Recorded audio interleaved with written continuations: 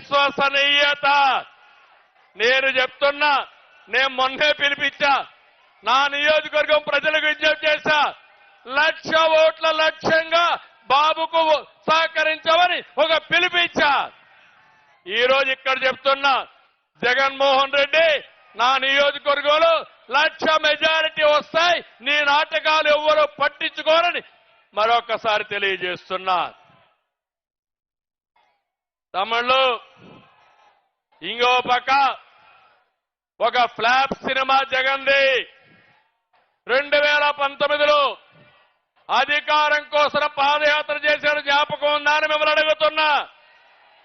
నేను గాని అనుకోనంటే పాదయాత్ర చేసేవాడా అని మిమ్మల్ని అడుగుతున్నా. నాకు ఒక్క అవకాశం ఇవ్వండి అని బుగ్గలని మీరాడు, జ్ఞాపకం ఉందా అని అడుగుతున్నా. ముద్దులు పెట్టాడు, జ్ఞాపకం ఉందా అని అడుగుతున్నా. ఇవన్నీ కూడా పెట్టి పెద్ద పెద్ద ట్రైలర్స్ రిలీజ్ చేశాడు. మీరు అనుకున్నారు బాహుబలి సినిమా చూపిస్తాడని చెప్పి అనుకున్నారు. 5 ఏళ్లు పరిపాలన చూశారు.